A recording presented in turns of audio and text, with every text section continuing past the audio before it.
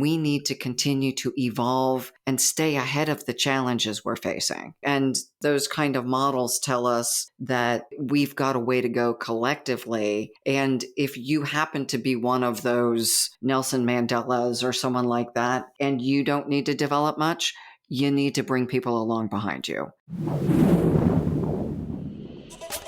This is the ERP Organizational Change Journal podcast, brought to you by Nestell & Associates, a Newport Beach, California-based ERP organizational change management firm serving the private equity industry.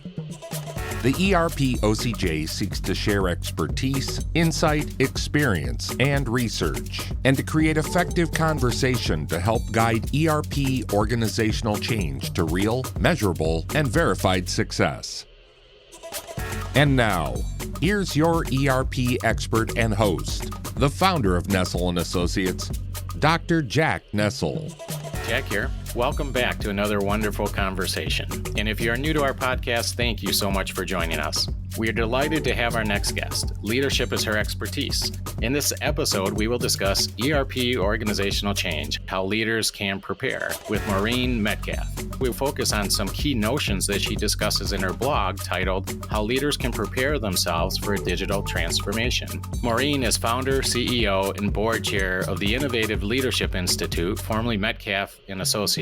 She has assisted top Fortune 1500 companies and multi-billion-dollar technology firms through transformation initiatives. In addition to working as an executive advisor, Maureen designs and teaches MBA classes in leadership and organizational transformation. She is also the host of an international radio show focusing on innovative leadership and the author of an award-winning book series, including the Innovative Leader's Guide to Transforming Organizations. And before founding Metcalf & Associates, she worked for PricewaterhouseCoopers and Accenture, building strong business acumen and consulting skills. Joining us from Columbus, Ohio, Maureen, welcome to the show. Thank you, Jack. I am delighted that you've included me in your really important podcast. Well, thank you so much. We can't wait to share some of your insight with our listeners, and we appreciate your time. So let's get started. Maureen, first of all, please tell us more and introduce yourself to our listeners. Thank you, Jack. So just briefly, I am the CEO and founder of the Innovative Leadership Institute. And to ground that a little bit, we renamed probably about 5 years ago as we're looking at the volume of change people are facing and that it's accelerating change and larger scale. My belief is that leaders need to innovate or update how they lead. And many leaders are so busy running their organizations and staying current on their industry. So physician leaders stay current in their healthcare domain, technology leaders stay current in technology, and yet many of them spend most of their time actually doing the art of leading, and they don't invest the same amount of time to stay current in their primary role of leadership. So our focus is helping leaders update, and for technologists, I would say it's updating your algorithm. So just like I'm not using an old phone or a version of Windows or Microsoft that's 10 years old, I also can't have my thinking algorithm be 10 years old in an era where we're changing so quickly. That is fascinating, and I can't wait to dig in further here, Maureen. It's so interesting. So first, I'd like to share a blog you wrote, in fact, a couple of them. You wrote a blog called Leaders Must Now Think Like Scientists. And in this blog, you state that, quote, during the Industrial Revolution, leaders managed effectively using command and control and leveraging best practices to solve problems that were common across multiple industries. Now, however, the most effective leaders work more like scientists. They scan best practices, but also create competitive advantage by creating new and innovative solutions in the face of chaos. And then, Maureen, you also had mentioned in another blog called 6 Key Recommendations to Address Current Business and Social Challenges. You had mentioned that we need to learn from the best models, frameworks, and people who are already making a significant impact. So I think this goes to your response to your intro, in that leadership and practicing best leadership takes a little bit of work, a little bit of reflection, So if you could please explain more to our listeners the value of thinking like scientists and applying proven frameworks and perhaps a little bit of reflection. Brilliant. Thank you. So, one, I just really appreciate that you have prepared so much for our conversation and really forces me to be much more reflective. So the idea of we need to think like scientists, I wrote this before the pandemic, but it really illustrates the challenges we're facing that we as leaders, the last time we had a global pandemic or a global health issue of this kind of magnitude was the early 1900s.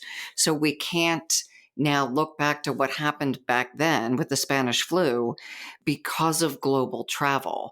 So the spread of the disease was more rapid and harder to predict because we didn't have those best practices necessarily for something like a global pandemic because fortunately, we hadn't had to deal with that. So it would seem conflicting to look at best practices and say then we don't have best practices. So I am a big fan of using evidence-based research from areas that can be applied. It may just not be directly related. From the pandemic, one of the things that's really come out, and it addresses the point you made earlier about command and control, that leaders who struggled and their organizations who struggled were those who took a very definitive stance where the pandemic's going to last for 2 weeks and you're going to go home and then we're all going to be back in the office. And many of those leaders continue to take similar definitive stances. We're going to be back in the office in November. Oops, Omicron happens.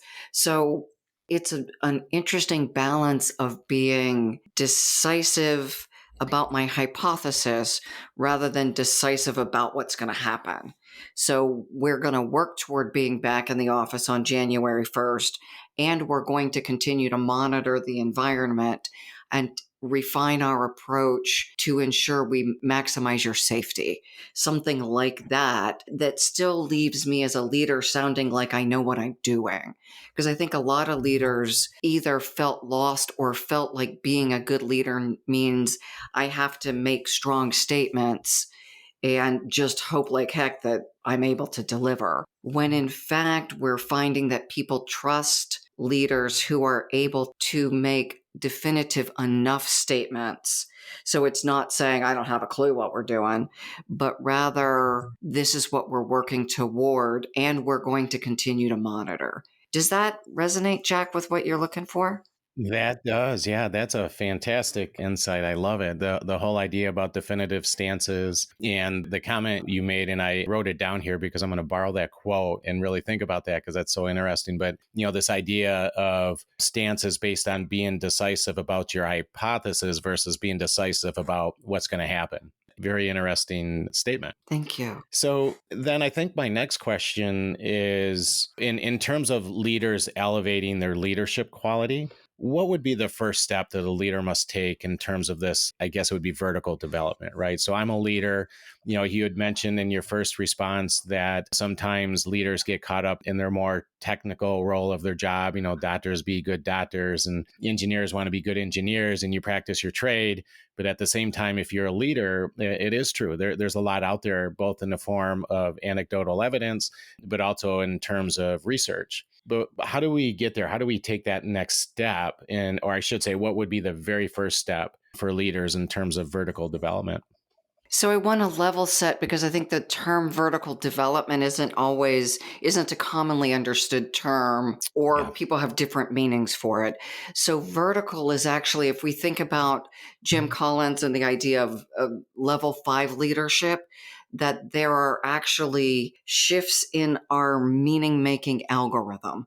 So if we think about how we made sense of the world when we graduated from high school and how that changed to graduated from college and how that changed after you had your first child, as an example, for people who've done that path, Yeah. we actually start to see the world differently. And vertical is that difference in meaning making where horizontal is getting better at our craft, and both are required. So I realized that some of my work preferences vertical because there were a lot of people doing a great job already at horizontal. So with that as the grounding, one of the first things I recommend is start with understanding a vertical model. So what does this mean? And the research says just by even understanding the model, people can start in their minds moving toward the next step because they know what more effective looks like and they know what less effective looks like.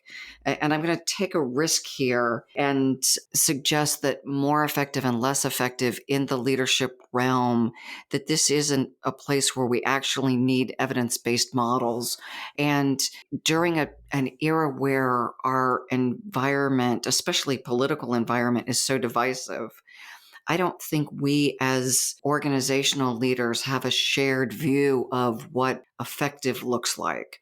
So if you think our current president is brilliant, then you thought the last guy was not. If you thought the last guy is brilliant, you're really worried right now. So that points to a significant difference when we walk in the door at work every day. We've got, let's call it a 50-50 split. I don't know what the real numbers are, but relatively equal amounts of people who think one thing is good and who think something very different is good. So if I'm running an organization, I want to bring people together around how we define effective. So pick a model. I happen to think the vertical development models are foundational. And there's some research that says if people aren't at a certain level of maturity, they are unlikely to transform and sustain multiple transformations. So we've all seen people by brute force who change stuff. The question is, 5 years from now, will that change stick and will people be building on it? And will it continue to make the organization better? So all of that as the context, understand the model, understand what I'm looking toward, and then take an assessment. And there are a few really good assessments. One is the MAP by, I'm going to say vertical development. I can send you the link. The Stages model by Stages International, and Stage Shift at stageshift.coach. The first two are incredibly robust, human scored, more expensive, and take longer to get, but really hard to game. So when you get a score, if I am not self-aware, my lack of self-awareness doesn't translate to the score. On any assessment where I self-score, so I answer a bunch of multiple choice questions, for many people, especially super smart leaders, it's easy to project where I think I'm supposed to be versus where I am. And so I am cautious in my recommendations with regard to how precise I need to be in my scoring.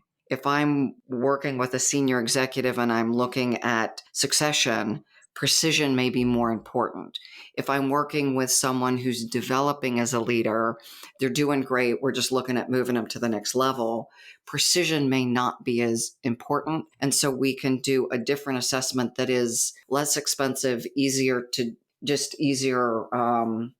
because I take a multiple choice assessment and I get my score back immediately. So I do balance, and I think all of them, the three I recommended, are all really good choices.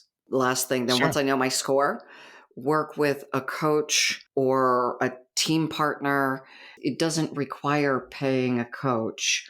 What I need is somebody who understands the framework, goes through it with me, and is preferably slightly higher on the scale than I am, so they can model the behaviors that I'm trying to reach.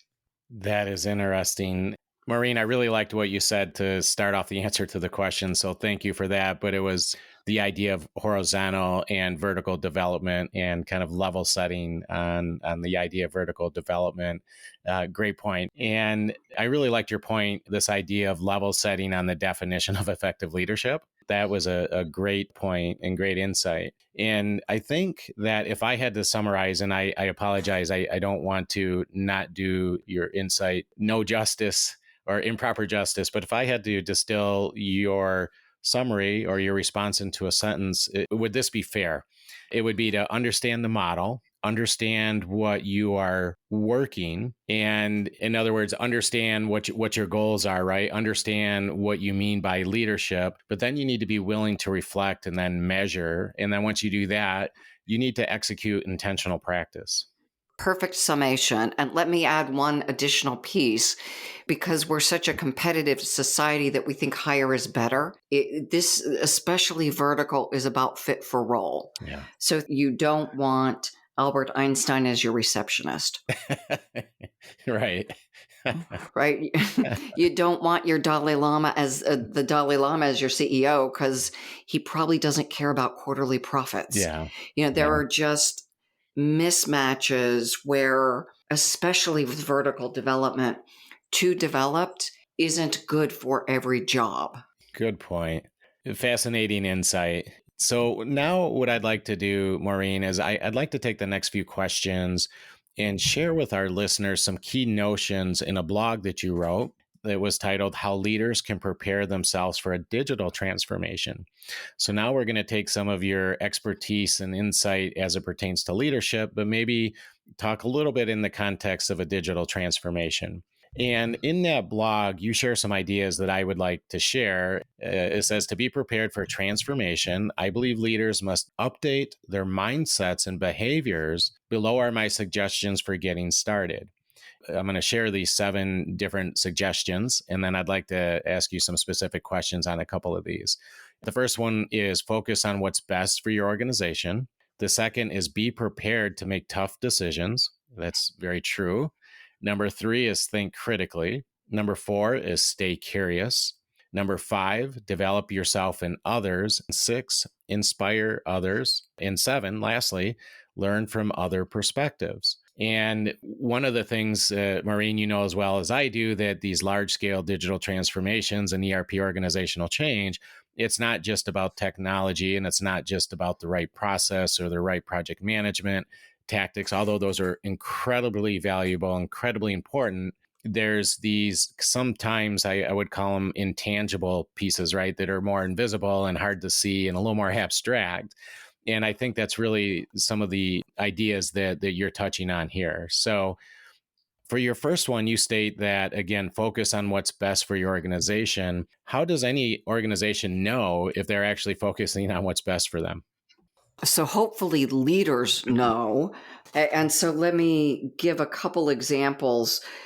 One, this is based on the developmental research. So when we talk about vertical development, these characteristics are drawn from the leadership level called strategist, that the research suggests is the most effective at transforming complex organizations. So that's kind of where this came from. This idea of focus on what's best for the organization compared to what's best for me. So this is about humility, caring about getting it right ahead of being right. And let me give an example, and I draw from our current public situation, so the pandemic. And please know that I am not intending to make any kind of a political statement, but I'm going to use Dr. Fauci and the idea that during the pandemic, when the science changed, he quickly reported the new science, even though for many people that caused him to lose credibility in their eyes. That guy keeps changing his mind. So I think I can say, without offending people, that for the chief scientist to say we've gathered new information and our recommendations are changing is best for the organization, in this case being the citizens of the United States. Mhm. This getting it right, for many of us, we know what our mission is for the organization. It's really taking decisions and refining decisions to align with how do we accomplish the vision and the mission and the strategic goals. And the way you framed the question points out that this is not always obvious and not always easy.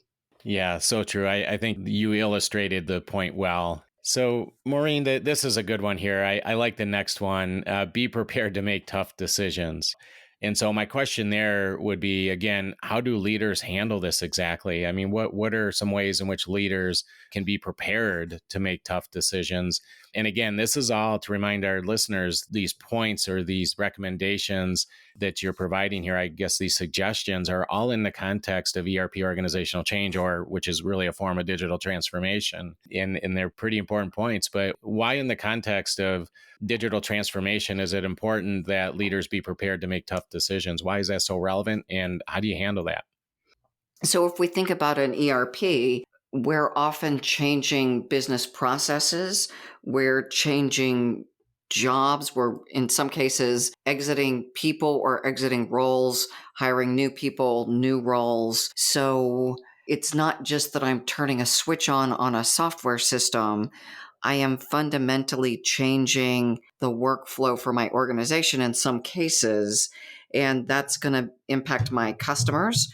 It's going to impact my employees. It's going to impact morale. If we look at the volume of change, one of the things we did with a large organization where I led the change management efforts for an ERP was looked at the volume of change by role. And by understanding kind of the stakeholder analysis, we did basically the job change first, and then we automated. So we said, okay, the customer service reps, inside sales, we're going to have the greatest amount of change. So we're going to staff to the new level and have them do the new work using Excel sheets. And then when we implement the ERP, they're just going to be turning on a computer system. So part of it is having a very clear sense of what impact am I making on the organization and how is that going to ripple through? And the beauty and the curse of an ERP is I make a change in one part of the system and it really does ripple through the entire organization. And so what we did with this organization is, and this was a steel manufacturing plant, so complex organization. We charted the entire business process. So this is the old-fashioned big wall charts, floor to ceiling kind of thing, and did it in kind of the swim lane approach, and looked at the magnitude of change. We moved the boxes around. We understood the changes for each part of the organization. We time-faced it. We sliced the data in all kinds of ways. And so in that case, part of the preparing for the decisions was having enough information and understanding the organization's values, understanding the culture. So think about how many ERPs you've seen fail because the organization, when it met resistance, it didn't have the staying power, or the implementation happens and the leaders are exited.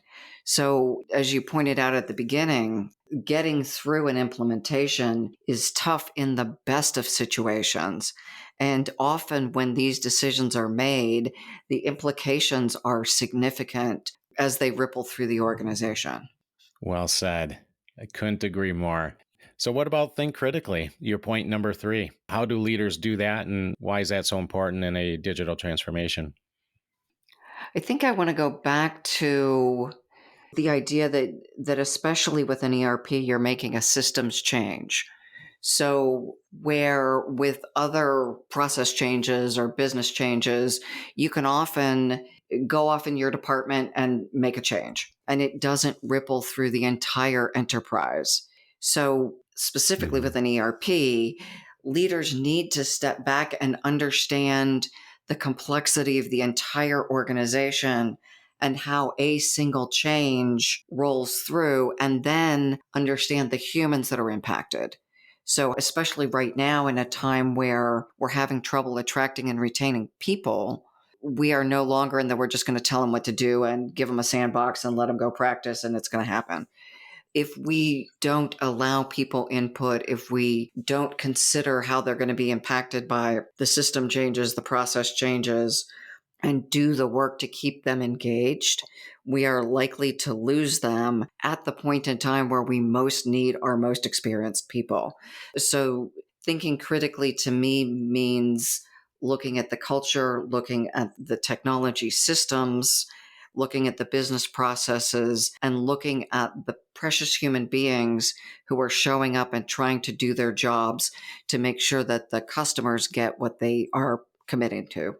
Yeah. So in a way, thinking critically is being open-minded, being innovative, being creative. And then, from a leadership perspective is kind of promoting and endorsing that attitude throughout the organization. Allow your team to think critically. And I think sometimes that just takes that ability to take a step back, see the big picture and see what the impact is up and downstream, but also to allow people to be creative and think of new ways to do things. At the end of the day, after all, that's the value of a new ERP system, is to allow you to maybe reassess the way you do business, look for ways to improve your processes. And that certainly requires a great degree of critical thinking, I would say. I absolutely agree. And so part of it is engaging people who may not have had a voice before Yeah. and giving space for the idea that everyone in the organization may have a brilliant idea. Now, it is often related to their job expertise. So I'm not going to ask a frontline employee what our business strategy should be, but I should darn well make sure I understand their recommendations for improvement in their scope. Great point. So what about the next one? I really like this one. You don't often hear it phrased this way in regards to ERP or digital transformation, but why stay curious? Why is that relevant? So, we hear a lot now about the idea of a growth mindset. When I'm implementing an ERP, I will learn a lot about my business, about the people with whom I'm working, about the culture, about our external stakeholders like business partners. And every time I learn, I'm able to make better decisions. So, this absolutely feeds into critical thinking Yeah. and also reduces my own resistance to the changes that are happening. Because even if I'm in a significant role of implementation, I'm going to have some biases as well. And when I hit something that I think, I can't believe that person just did that, or, whatever the thing is, instead of getting annoyed, which we've all done, asking, I wonder why, rather than what an idiot. And that shift in stance gets a lot better results. And often I find it's a good thing I didn't say what an idiot because I was the one who didn't understand. So being open to my own lack of knowledge and keeping my mouth shut is a beautiful thing. Well said. And, the idea that as leaders, it kind of circles back to, like you were saying, this idea of vertical development. Your answer to our first two questions, that leaders must be open to the fact that they don't always know everything, right? And if you stay curious, you're asking lots of questions and you're learning and you're leading by example, actually, right? Because when you do that, then your organization will follow lead and they'll do that. And now you are creating an organizational culture of innovation and creativity and thinking critically. So that's a good one. I really like that one. What about develop yourself and others? How does that come into play for a ERP or digital transformation? So if we go back to something like the book Good to Great, and I'll reference that because it's been on the New York Times business bestseller list for like a decade. I don't know where it is now, but I assume people have read it or at least have heard things like level 5 leadership. So the research suggests that between 1.5% and 4% of leaders are actually at that level. And so if that's what's required to transform organizations, one, as a country, as a global community, we don't have enough. So even for leaders who are really successful, as the world continues to change, we need to continue to evolve and stay ahead of the challenges we're facing. And those kind of models tell us that we've got a way to go collectively. And if you happen to be one of those Nelson Mandelas or someone like that, and you don't need to develop much, you need to bring people along behind you. And one of the things that's interesting is people who are most developed generally have a passion for development, or they wouldn't be so developed. And so they do keep evolving themselves, who they are as a person and how they lead. And people gravitate to them because of that commitment. People who are learning and growing want to be surrounded by people learning and growing. And as it relates to ERP, those are the people that are going to be most successful implementing. Yeah. And I think that leads us to the next one here. And this is a good one, but that's inspire others. Why is that so important? And do you have any tactical advice on how to do that? We talked as we started. If I think of people who inspire me, one of the things they do is tell me the truth. They're authentic.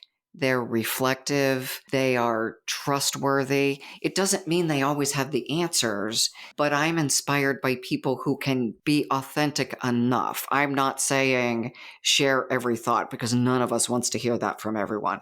Especially we don't want, as leaders, to overshare when we're uncomfortable with what's happening.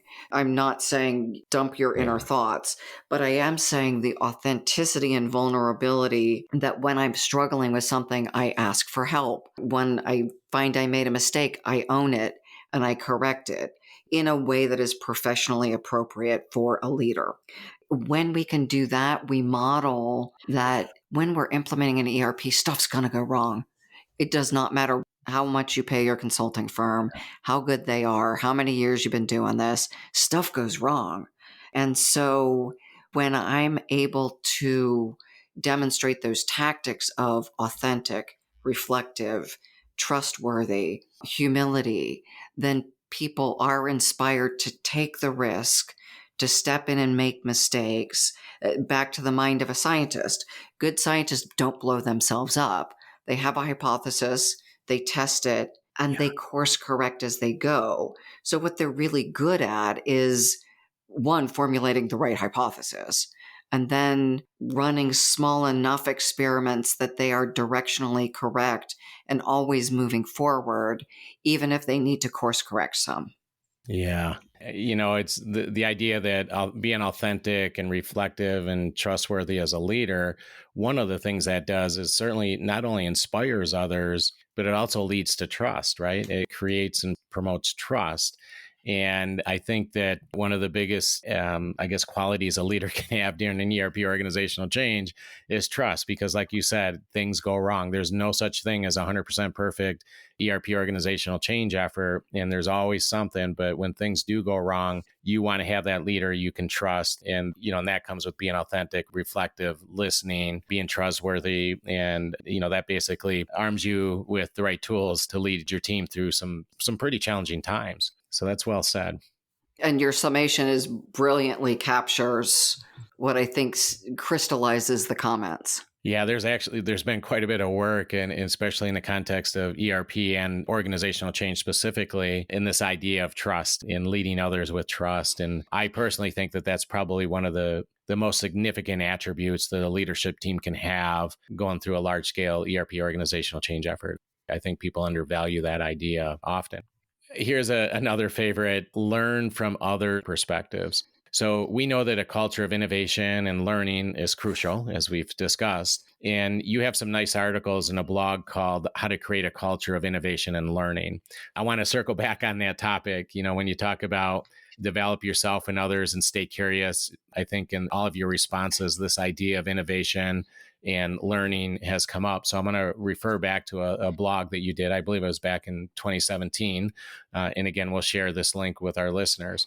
But can you share some practical pointers with our listeners in terms of learning from others and creating a learning organization in general? So a lot of this, again, the 7 points you spelled out really intertwine. So a lot of this is about collaboration. And if I am working as a scientist, I realize I don't have all of the answers. And if we look at the pandemic as a good opportunity to elaborate, that scientists from around the world were collecting data on people who were infected with COVID. And so what helped us find vaccines sooner was that scientists shared the data. That I realize first and foremost, back to that humility, I know when I need to ask questions, I know when I don't have the answers, and I know how to convene or pull the right people together and structure the conversations to get valuable solutions to what we're doing. And part of that means I have to entertain points of view that are very different than mine.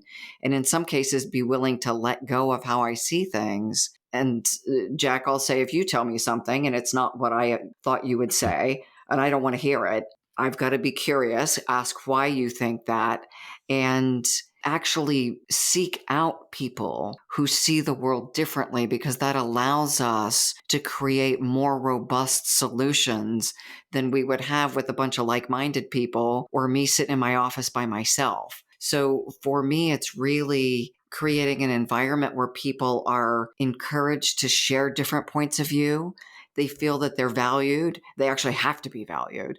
And it doesn't mean that everything everyone says gets implemented, but we create this environment where people understand where the solution came from. So I'll pull something from this person and that person, and we will collectively participate in a process that allows all of us to learn and grow.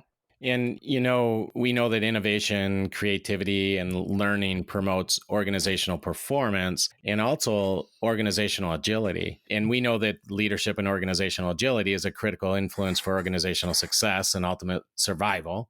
So, how does a leader integrate agility into their organizational culture? So, kind of taking that step from the last question regarding innovation and learning, how does that promote agility, and then how does a leader integrate that agility into their organizational culture? So I'm going to go back to a definition and say, for me, often we change culture by making explicit the agreements about how we work together. And so it is having agreements about things like, where do ideas come from, codifying processes so that people have a way to make recommendations about changes. I met with a group of clients 2 days ago, and one of their questions was specifically, how do we promote innovation? And so now the senior executive team in each weekly meeting will address the recommendations that have come from their organization. But then the question is, how do you get people in the organization to make recommendations? So, and how do you vet them so the senior team isn't equally looking at complaints about the toilet paper quality and some big process change? So I think there's a balance looking at these. To me, the leadership qualities bake in agility. If I am taking the mind of a scientist, if I have a decision process that allows me to move forward with experiments rather than having consensus, and that's a big one in the organizational agreements. So if we as a group of leaders can say, okay, I don't necessarily agree with you, but we don't have a better solution, we're going to go do an experiment, and then we're going to come back together and reevaluate, that significantly accelerates the agility and the pace that we're able to move forward. So I've got a lot more room to function, and it is through agreements. And every leadership team I've worked with where we introduce this kind of, we agree to experiment and then we agree to make a final decision, it significantly accelerates the learning process and just the speed to results. And doesn't that also promote the acceptance of failure, or at least managing failure? Because the more agile you are and the more you improve your pace to be agile, you're probably going to fail more, right? The more you experiment, I should say, you're going to encounter failure. Aren't you essentially, by that process that you've discussed, where you take this mindset of a scientist, you move forward with experiment and experimentation, that definitely improves agility and the pace in which you move forward. But at the same time, it allows you to be innovative and creative and fail, and then learn from those failures, and you accept those failures and learn from them. And so I'm taking slight exception to the word failure, because good scientists don't fail a lot. Well said. They Well said. will be directionally correct, not Yeah. perfect. And the other is, again, this mindset. So I worked with a researcher in, I'm going to get the name wrong, so I'll say in hearing, and she's a hardcore researcher.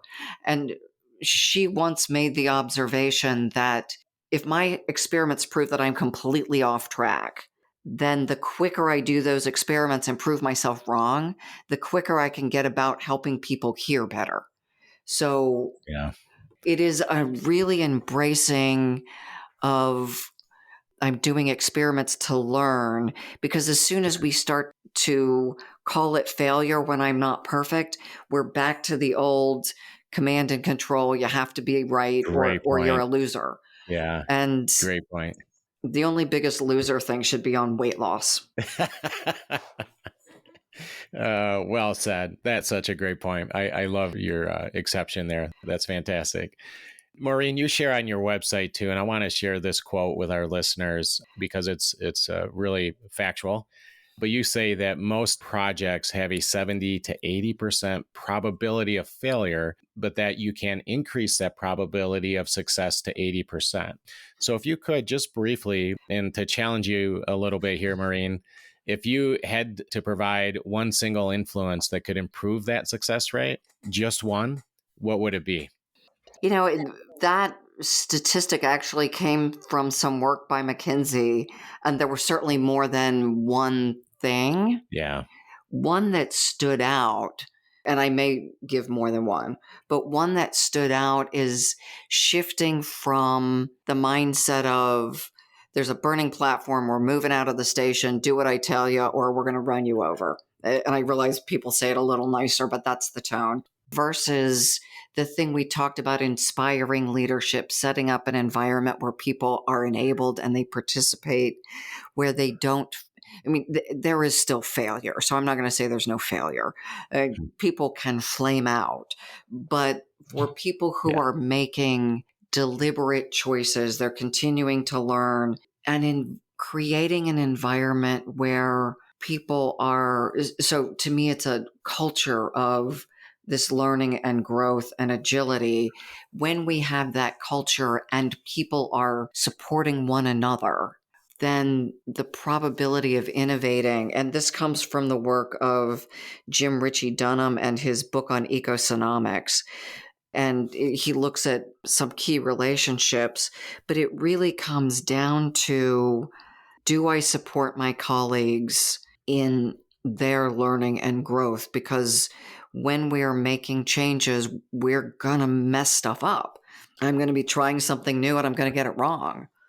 I updated my Microsoft today and blew up my calendar, and just stuff goes wrong.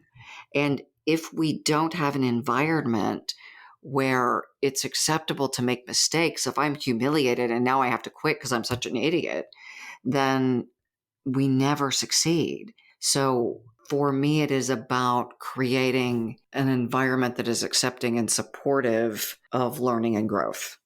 Yeah, that well said. That was a bit of a trick question, and I think is almost impossible to answer simply because there's, like you said, there's too many variables, which is really a part of the point to be made, I think. And I think, again, through vertical development, reflection, taking maybe the scientist mindset as you describe, and there's a lot for leaders to reflect on and really think about, but it's a pretty big question.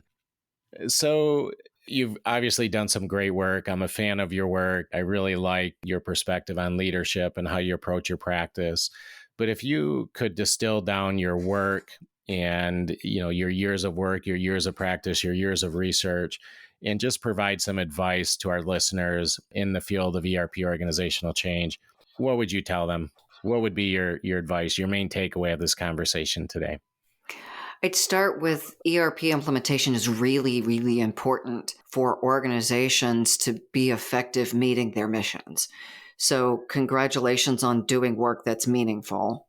It's also hard. And so that idea that I mentioned in the last question of have a network of support and resources like you're providing, Jack, so that people have a trusted place to go when they're struggling. Because we all have brilliant days where we feel like we're on top of the world, and we have days where we feel like we just, entered a Mad Max movie and got backed over by a truck.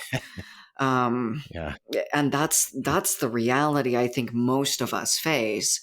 So having thought partners who you trust to really think through what you're doing, I think is helpful.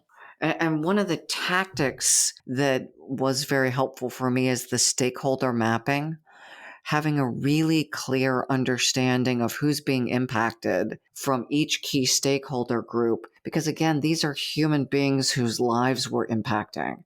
They spend more time at work often than they do any place else in their life. And the more we can meet them with respect and offer the tools so that they can do what we're asking them to do with the system, the more likely we will have a successful implementation. Because back to that 70 to 80% probability of failure, the systems get implemented. The systems are there. So the failure isn't, is it a yes, no? It's we're not delivering the business value. And having done this enough, we just create a massive amount of pain for people. We create distrust and ill will and disengagement. And then we expect people to show up and give us their best.